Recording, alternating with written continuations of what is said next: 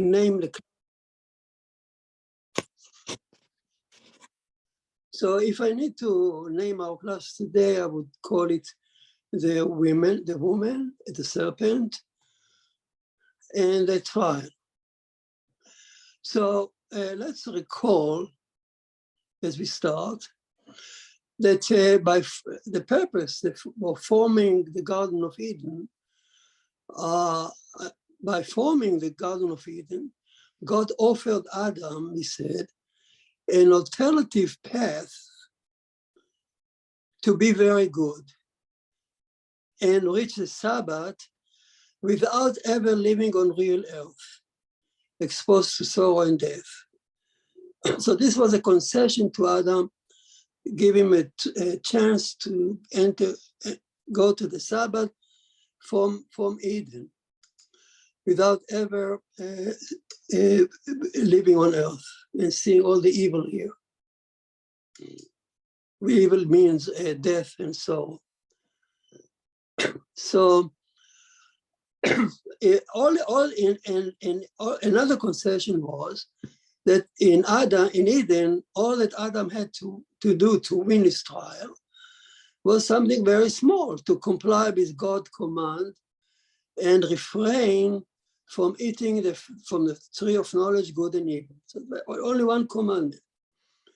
Eating it, we said, would be tantamount to violating the king's command, because God not only told him, but also commanded him. And violating God's command is tantamount to a sort of idolatry, rebellion against the king. Then, as a woman, with the advent of the woman, God added another second commandment that they could now violate also in Eden, the adultery. And at the moment a woman was born, described as made or form in Eden, the next verse introduced marriage, and the same verse introduced also adultery. We talked about it last time. It's a miraculous verse, if you think about it, to present both marriage and all the 7 possibility of forbidden sexual relationship, all that in one verse. Now they have 2 commandments in Eden, idolatry and adultery, but from the 2 of them, there is a difference. Only if eating the forbidden fruit will cause them to lose Eden. Because Elohim said, the moment you eat of it, you shall die. Die means you lose Eden. And you live on earth. So there were 2 commandments, but only one was really major, so to speak. But we also focus on the fact that in Eden, Adam learned different level of sin. This is primordial sin in biblical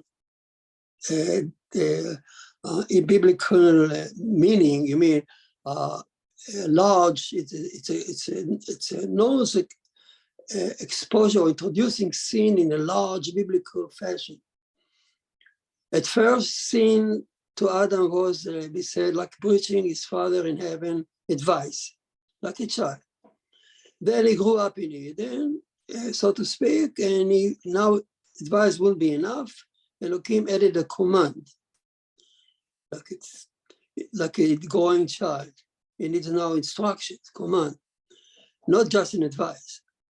Then he became smarter, and as he gave a name, his libido was exposed to the outside, and he was so smart, not only he named the animal, he also named God. He gave the 2 attributes, name Elohim, the YHVH. Adam introduced it in Eden. And the name of Elohim, and the verse said that every name he gave was a good name. That the name was God intended to.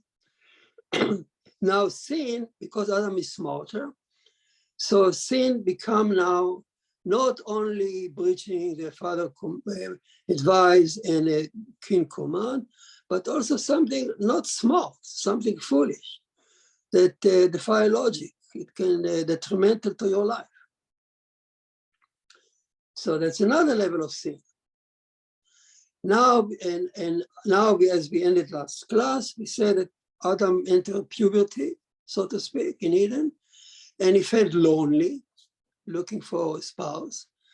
And the parents, or Hashem Elohim, formed for him a bride from one of his side, and the woman. And with her now, by her side, sin is going to take another level and higher than ever before. So now we're going to go into another level of sin. Now, as we go back to the text, and we read how the Torah now, having introduced Adam and gave him the name and so on, now the Torah turned to describe the spiritual level of Adam and a wife and a woman. What was the spiritual level at that time? In one verse. And it says, and I read it to you, and they were both naked, Adam and his wife, it says. So they were married. And they were not ashamed. So they were naked and not ashamed. Why? Why they were unashamed of nakedness? So there were several answers out of many. And some say, the most common one say, oh, they were innocent like children. And children are not ashamed. But that doesn't fit the story here, because here he walked around with his wife. Puberty, sexual maturity is not a child. So why were they unashamed? They were smart, intelligent, young adult, maybe young lady and lad. Could be older teenager. Why were they naked and unashamed? So here come Rashi, famous Rashi, that every child knows that. It's a basic commentary in Torah, Rashi. And I quote to you what he says on the verse. And on the verse, they were naked and unashamed, Rashi says. They did not know yet modesty. And they didn't know good from evil. So they were, I continue to read, and they had already a smart mind capable of giving names, but they did not yet have an evil drive until they would eat from the forbidden tree of knowledge, good and evil. So what is Rashi saying here? That the sense of modesty and shame from nakedness would come to them only after eating the forbidden fruit of good and evil.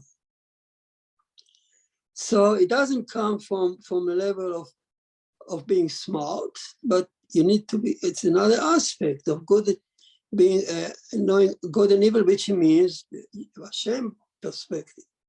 And Rabbeinu Bachye, the Spanish commentary, a very common, everybody read Rabbeinu Bachye in high school in Israel. So he says the following, I concur, and I read it for you. Not word by word, but basically what he is saying. Adam had already at that stage in mind that could know right from wrong. Now he said, Rabbeinu Bachye says explicitly, Adam knew right from wrong, he was smart, truth from a lie, which is a feature of logical mind, he said. Otherwise, without this knowledge of right and wrong, how could it be put in trial? Now he continues. Knowing good for evil is not a feature of our logic. Our logic says right from wrong, but good and evil is not an aspect of logic. Good and evil, the Rabbeinu Bachye says, is an expression of our emotional reaction to something we consider ugly and repulsive. That's what he said. He said, for the merciful one, she looked at the evil people as not just a sinner, something evil. She hates, she's ugly. It's repulsive for her. She hates. Elohim never hates anybody. He just decides if you're righteous or sinner, but he won't hate you. This is an emotional reaction. Clearly, Rabbeinu Baruch says what concur with what we have said so far. So I'm continuing to what he writes. Prior to the scene, Adam and the woman were divinely rational.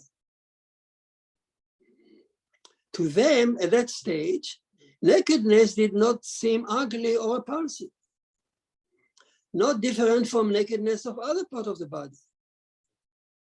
If you don't have a Hashem perspective, good and evil in your mind, in your heart, if you just have logic mind, nothing wrong in being naked. So to them at that stage, he says, nakedness seemed to them not more repulsive than any nakedness of any other part of our body. Let's move to Sforno, the Italian commentary. He lived by the time of Rashi, which is about the 11th century.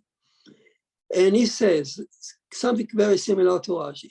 And I quote, to them, to the human, at that stage, the act of sexual coupling was natural as eating and drinking. And the sexual organs seemed no different than the faces or the hands. So clearly all of them concur with the idea that the difference between good, right and wrong, and good and evil are two different aspects. So let us now ask. So if I sum up what all the commentary says, the major commentary, Rashi, Rabbeinu Bachya, Sforno, these are the major commentaries. So what they say in short is before the scene, they knew right and wrong, truth from a lie, which is a feature associated with Elohim, the attribute of justice. But not yet good and evil, which are features associated with Hashem.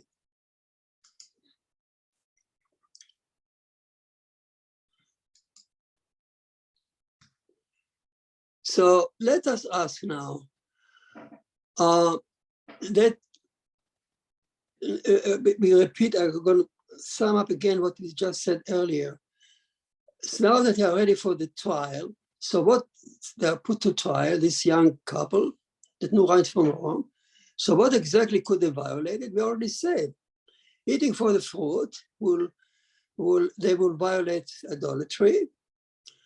And as a married couple, if they can violate adultery, once another sexual partner become available to them. So both of them can violate adultery. If they meet, if there's another male sexual partner, he will target her. If there is a female, well, a female has to be married in order to Adam to commit adultery. If it's a female unmarried, Adam could violate sexual promiscuity, but not necessarily adultery. So to commit adultery, there must be another male sexual potential partner that will entice her. So he's not enticing her because she's weak, or because she has a weak mind, or because she's vulnerable, or because women can easily be targeted. No, because this in order to commit adultery, he had no other option. So people took it to such different level that Torah didn't really mean it. The Torah didn't say anything bad about women. The only reason that he targeted her, the serpent, the male, because this is how he could commit adultery. If they had another married couple, so Adam could also violate adultery. So now the Torah presented the spiritual level of Adam and his woman, we understood that before the sin, they do right from wrong. And now the Torah presents the serpent. And let's say what the spiritual level of the serpent was. So the Torah says immediately after that, and I read it for you. So let's focus on what the serpent, what kind of level it was. We try to understand what the serpent is. And I read, now the serpent was the most arum, it says in Hebrew. Arum means either naked or cunning, smart cunning. We talk about it. It's two meanings of the word arum. Both of them are right here. I read again, the serpent was the most arum of all the beasts of the field. So he's a beast of the field, which Hashem Elohim had made. And it said to the woman, had not Elohim told you that you shall not eat of any tree of the garden? I repeat, had not Elohim told you? Something is missing here. We know that in Eden, everything is Hashem Elohim, the two cherubs side by side, the entire chapter. Not in the serpent words. He's the only one that, and then Eve, we answer him at the same level. But he's the only one that doesn't mention Yud-Heh-Vav-Keh. And not Elohim told you, of course he was a serpent, that you shall not, serpent, beast of this field, cannot understand, doesn't know what Hashem is, even if it's smart. And not Elohim told you,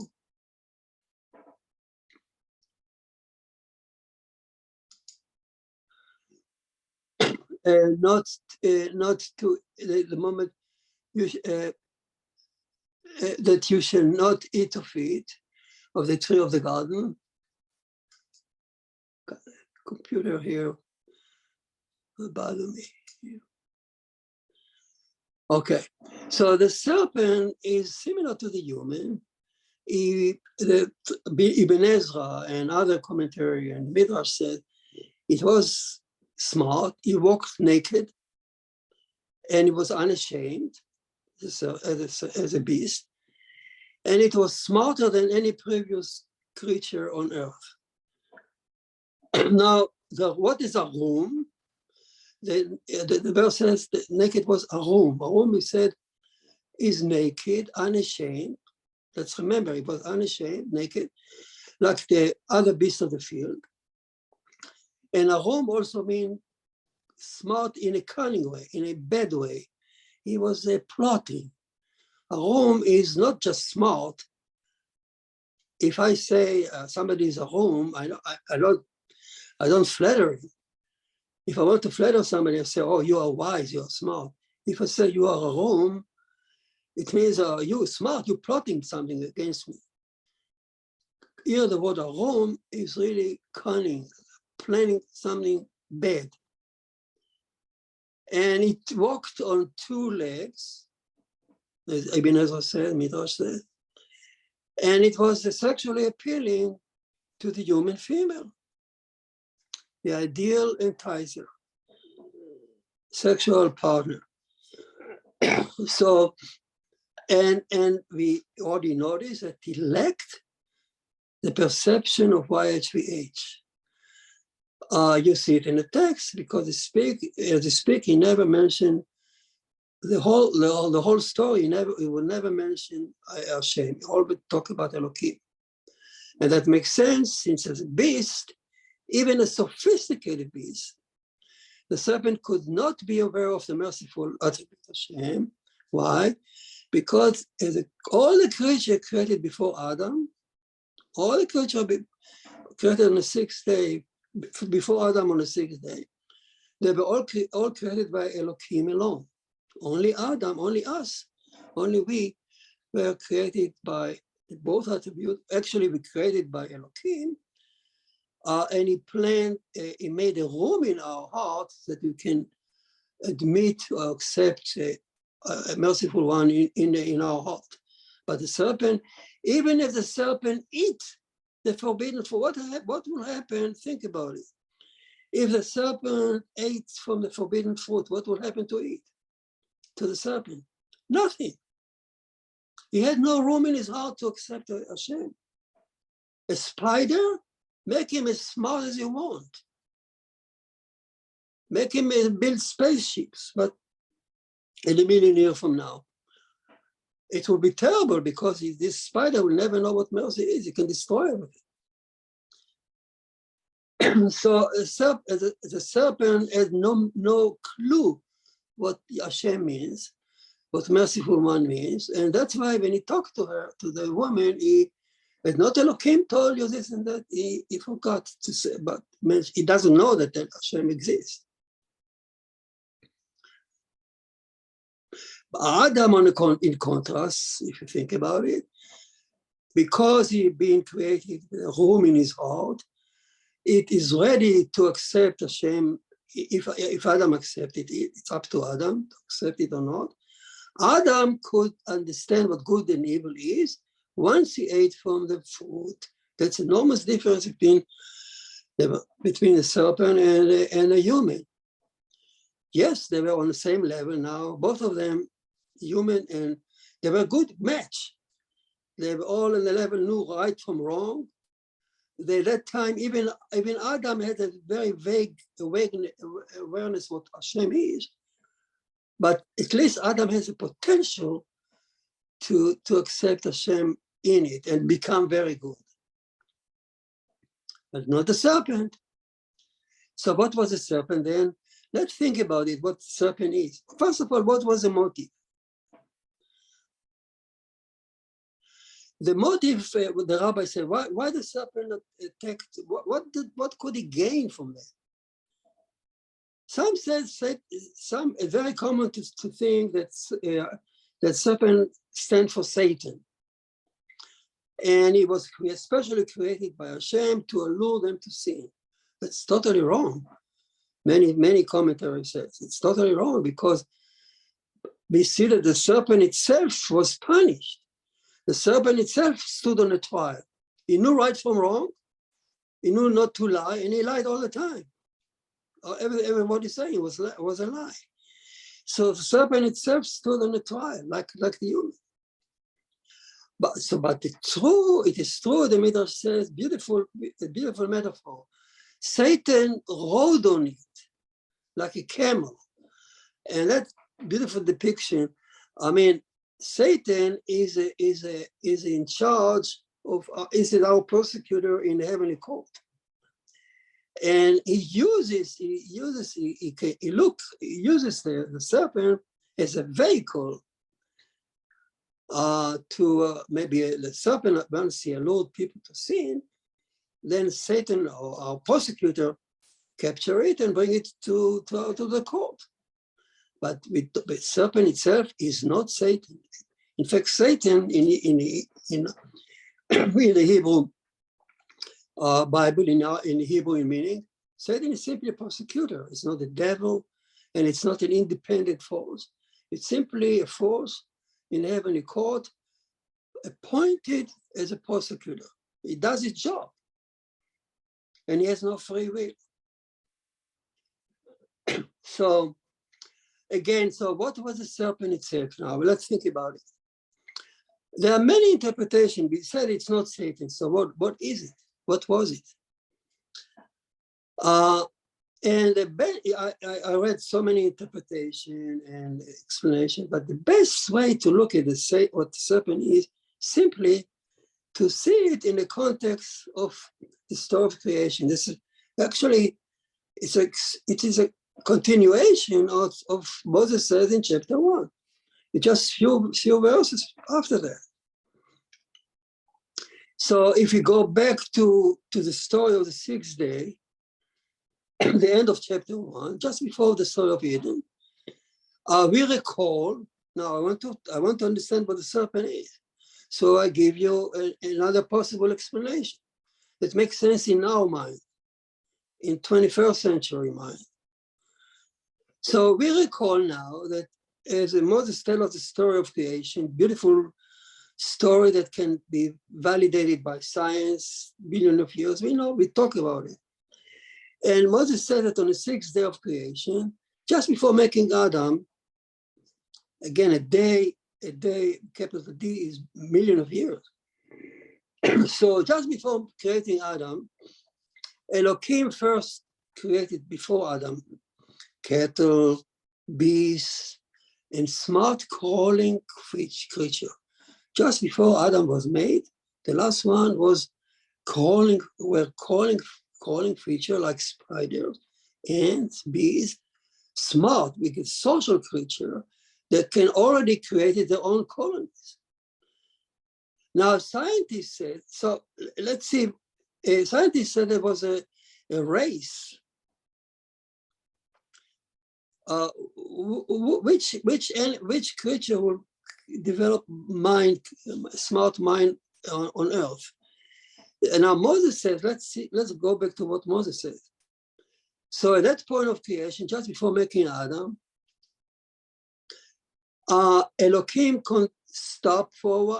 made a stop in the middle of the day, unusual. Only the Tuesday he did once before planting life on Earth. Now again, he paused, we said, and he made a midday trial.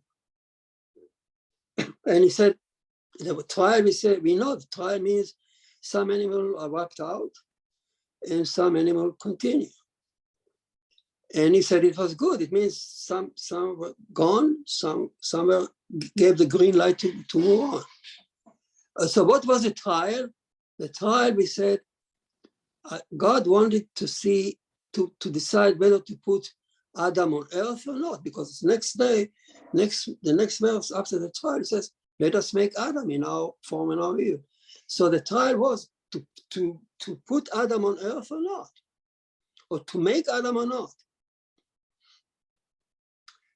So that trial, what does it mean, trial? God had two options: to continue creating like ever before, and to continue the line of animals that describe on the 6th day, beast, cattle, and crawling, and now allow the crawling creature, let's say the serpent, from the crawling creature. The serpent here represents this crawling creature, allow it to develop its own mind, and it may take another million years, but for God is nothing. So God could have waited and allowed smart serpent to grow, take over, to walk, to speak, to be very smart like Adam, but it will lack the perception of YHVH, of Hashem, and it will never be very good. It can be good, but smart, but lacking the perception of merciful one in your heart, you can never be very good. And if that happens, Elohim will not enter the Sabbath, and it will cease his work, abstain from doing any work, and in fact, as Rashi said, it would actually eliminate our universe as he had done to many, many, many other universes before. So this could happen if the serpent would be allowed to be alone and to move on Earth to the south towards the future. It will develop beautiful colony, beautiful mind, but it will never be very good. On the other hand, if he puts Adam on Earth, Adam could be very good because he has a room in his heart to be very good, to accept Hashem. So it was a crucial decision. So here, what now we understand what the serpent was in this virtual Garden of Eden. Hashem could, these two possibilities, the Adam, the virtual Adam, form Adam in Eden, and with it, the other possibility, the virtual serpent, and there are two options. In fact, if Adam wouldn't sin, both of them would arrive to the Sabbath intact never living on earth. This could be a very, very nice option. And we know if they sin, then Adam will be put on earth, facing evil. But from God's perspective, when we want Adam to be very good, Adam can be very good on earth. If he fully comprehend now what evil is, and he allow Hashem to dwell in his heart. And actually, the verse says that now we understand what the verse is saying. The serpent was smarter, wiser than any other animal before it. So this now presents the creature that could have been developed on earth had not Adam been here. So what was then the goal?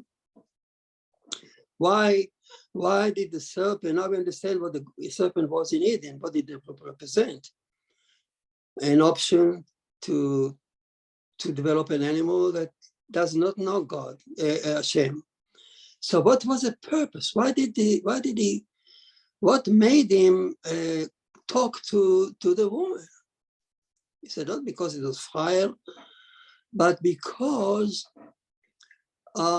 if Rabbi said, obviously, he lasted the woman. He lasted the married woman. Now I figure out that if they eat from the forbidden fruit, God will depart from the marriage.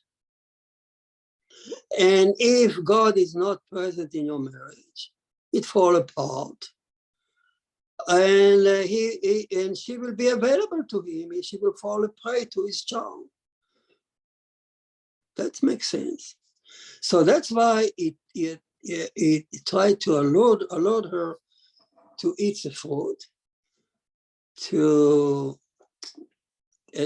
make God, Elohim, depart from them, and she will fall apart to it. She will fall apart to him.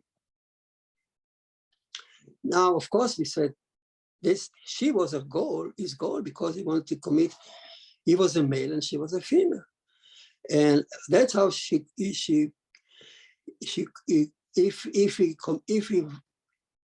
if he had a sexual relationship with her while married, she would violate adultery. Now, I know that many commentaries, it's almost ubiquitous to say that that the serpent had a sexual relationship with a woman. I have the feeling that's not the case, because committing adultery is such a filthy thing that I cannot attach it to our mother Eve. And not only that, it's impossible that she would stay married to Adam. If you violate adultery, you should divorce. Could be that some say that just being alone with a married woman in a room without her husband, that's tantamount to adultery. Fine, I don't know. That could be a case of adultery, but basically could be. But I think we stick to, as Rashi said, Rashi actually focused on the idolatry part. He actually, the serpent wanted to make her, so to speak, divorce in Eden. If God is departing from them, from the marriage, so that she can be his. Now, the rabbi also said, so why? So the burden is on her shoulder. The whole future of mankind is on her shoulder. What about him? Is he as a free lunch? He's just around there? What? No, the rabbi said no. Adam also was enticed by Lilith, the famous Lilith. Lilith is a figurative female figure, a counterpart of the serpent. Beautiful Lilith, so many legends about Lilith. And she was there as a counterpart of the serpent. She was not married to the serpent. Beasts are not married. God is not between them. But Adam fell prey to her charm. So what sin did he commit? Lilith was not married to the serpent. She was only a sister or whatever. But if Adam had sexual relationship with her, he just committed sexual promiscuity, which is forbidden. It's also kind of adultery, sexual promiscuity, but it's not as morally bad or evil in the eyes of Hashem as clear adultery when it's sanctioned by God. So there is a difference between what Adam could do at that point, having no other option. He didn't have any other married couple to engage with. He had only Lilith, so sexual promiscuity. But that's also filth. So don't look. I always think, when I hear people talking about badly where women or men were pure, oh, she did it. Well, Adam was also guilty of a lot of filth. Okay, let's finish today with the sin itself. So let's talk a little bit about the primordial sin. And I'm reading to you. Now the Torah moved to the sin itself. And the serpent, the serpent said to the woman, "As not Elohim said, you shall not eat of any tree of the garden." He mentioned only Elohim. And the woman said to the serpent, we may not eat from the fruit of the tree of the garden, but of the fruit of the tree which is in the midst of the garden, Elohim had said, you shall not eat of it. The question is, why did she use also only Elohim and didn't mention YHVH? Could be that she knew that the serpent couldn't understand what Hashem is. Or could be that she herself, we said at that point before the sin, they were not so aware of YHVH. Only by eating the fruit, they become suddenly aware of her. At that point, only right from wrong, but not bad. So that maybe for her also, she was the same level, so to speak, almost like the serpent. So they were a good match. Wow, this explains why they were good, potentially good couple, the serpent and her. And not only on this tree, Elohim said, she said, that mentioned Hashem. And the serpent said to the woman, you shall not surely die. Here he completely is lying. You shall not surely die, for Elohim knows that the day you eat of it, then your eyes shall be open and you shall be like Elohim, knowing good and evil. What a liar. What a stupid serpent. I couldn't understand that good and evil is not in Elohim's eyes. He said, the moment you eat of it, your eyes will open and you will be like Elohim, knowing good and evil. He had no choice. He didn't know that good and evil has completely different dimensions. Nothing to do with Elohim judgment. Okay, the serpent couldn't understand it. So here he's not liar, he's simply revealing, betraying is a beast-like spiritual level. So let's analyze what he was saying. You can actually, probably like 7 points here. I'll make it quick. What the serpent is telling. He said, and not Elohim said. Now in English it says, and not Elohim said, it doesn't sound as harsh as in Hebrew. In Hebrew, the the translation should be like this. How could Elohim say to you something like that? How could you told me that he told you not to touch it? How could he say something to you to eat it? No. How could he say something? So it sounded like Elohim deprived from them something good, which is not the case. Number two, he said, and Elohim said he completely was oblivion to YHVH. Number three, you shall not die, he said. You shall not die. He is a liar. He knew the truth, but he lied. And you shall be like Elohim, knowing good and evil. We said this is betrayal of the fact. It was unaware of good and evil. It's nothing to do with Elohim judgment. Now, the way I think Ibn Ezra said it, that the way he talked, he mentioned like knowing evil is something reward. You know, if you eat it, wow, you open your eye, it's beautiful. So you get some reward. But we know that knowing evil is not a reward, it's a burden. Living on earth, seeing evil around us, seeing animals eating each other, killing, death. So if we had we not had YHVH, a merciful spectacle in our eyes, if we just were animals, it would look fine. What's wrong is killing and eating the animal. They didn't,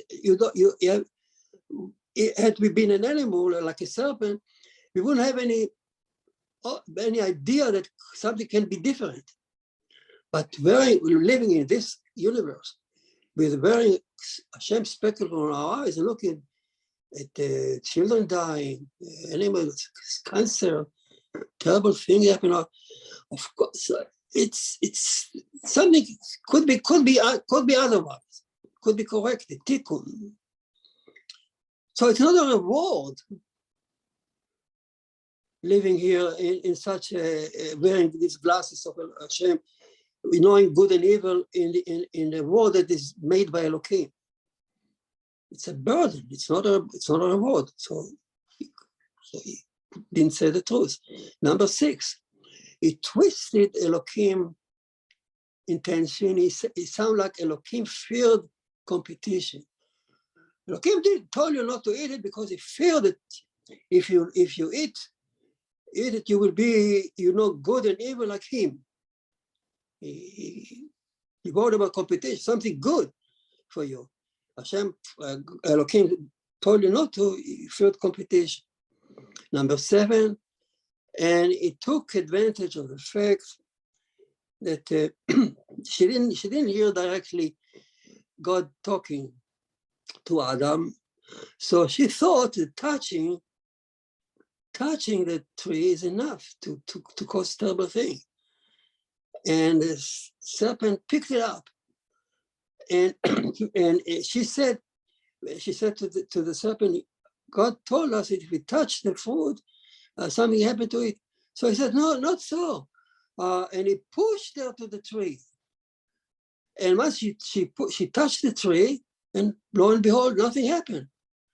Oh, so God lied to us. And that's she accepted the serpent word, and she ate it. And when the woman saw that the tree was good for food, and that it was delight for the eye, and a tree to be desired to make one wise, she took of its fruit and ate it, and gave it to her husband and with her, and he did eat it. So if a gradual sin comes gradually. First, she looked at it, then she ate of it, she enjoyed it, then she enticed her husband to do the same, because you know what? To being a serpent is infectious.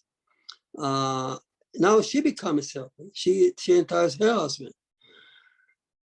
So a sinner, that's true. A sinner always tries to allude other people to join him. Now, what really happened? Now we come to the crux of the story. What did happen to them once they ate? the fruit. So what really happened? So all that I think we'll learn next week. I'll stop here. And any question? By the way, I always forget to tell you, I know it's a lot of material. If you want to read it, maybe one day we'll publish it, but as Rod says, but if you read it, I have, look at 7 Noahide 7commandment.com, Noahide 7command.com, and look at there are several sections there.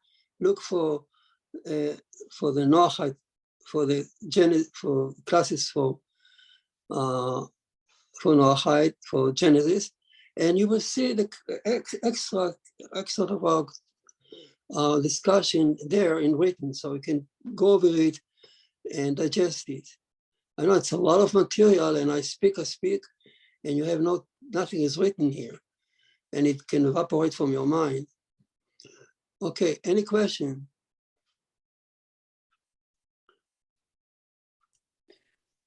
Concerning Lilith, I have read a little bit about that. Where in the Torah, in these chapters, verses, do we find the idea of a Lilith? What is the source for Lilith? It's completely legendary. Oh, okay. And I think the Rabbi put it there to put the burden also on him. That's what the idea. They didn't like the idea that everything followed her. So they make it even. Oh, don't be smart. Don't think you're smarter. You had also had the chance. You sin with Lilith. Thank you, Rabbi. So if anyone come from that story and argue that women should be put behind the curtain and don't be allowed to mingle in society because they are weak, fragile, and they can easily be enticed, blah, blah, blah, blah, blah, blah, blah. Adam, the man, was sexually promiscuity. And in fact, later on, when you come to Cain and Abel, you will see that actually she is called the mother of all life, not man. Eve is the last one to be created. The epics of creation is Eve, not man. Okay, any question? There's a question in the chat. What is it?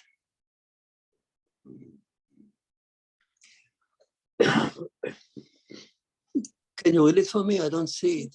Well, if you click on chat down there at the bottom, you see the little thing that says chat. I'm afraid I'll touch it and everything fall apart here. Diana, do you want to ask him your question?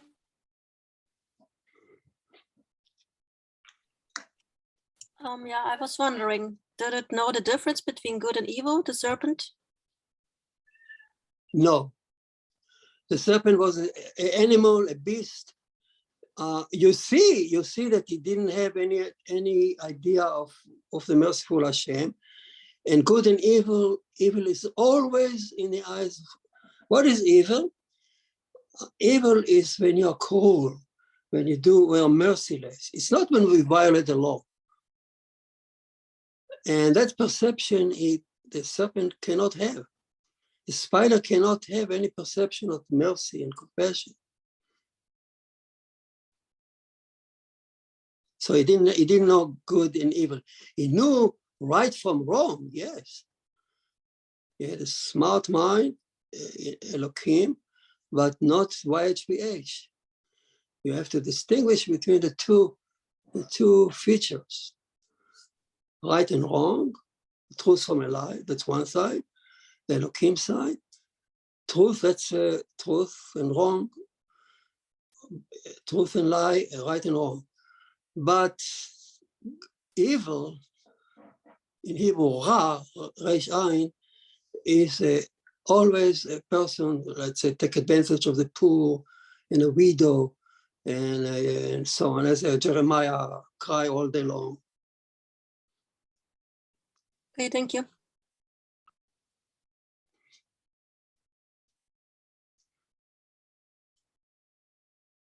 So is it, Rabbi, to be taken literally that this serpent had the power of speech? Was he the only animal that had the power of speech? And why did he list it? Remember, it's in a virtual garden. It's not on earth. Everything is a virtual. And what I say, it makes sense if you think that here God put the two potential leaders of the future. It can be either a smart animal that can develop here without knowledge of Hashem, without mercy. Let's say a spider. I read so many science fictions in the past when I was young about spiders that develop colonies and so on. So that it gives just another 1,000,000 years, they can do it. But they will be good, they will be smart, maybe smarter than us, but they will lack mercy and compassion. Because why? Because they were not made by mercy and compassion. That's what Moses is telling us. Only men, only you, only us, only men. That's what God said in plural. Let us make Adam and Eve, Adam in our image, in our form. He talked to the merciful one. He didn't say that when he created the serpent, the spider, or the beast. Then he said, let it be beast, let it be this, let it be this. He didn't consult anybody, he didn't invite anybody. So the serpent is continuation of that line. Of all the creatures before us, it's like the next step of evolution. And without man, without this consultation. But if that happened, if we were not here, and only such a serpent will develop, it can never be very good. It can be only good. To be very good is only if you have mercy in your heart, in addition to comply with God's laws. And the serpent could never do that. The serpent will never build hospital free, or help the other people in sorrow and so on.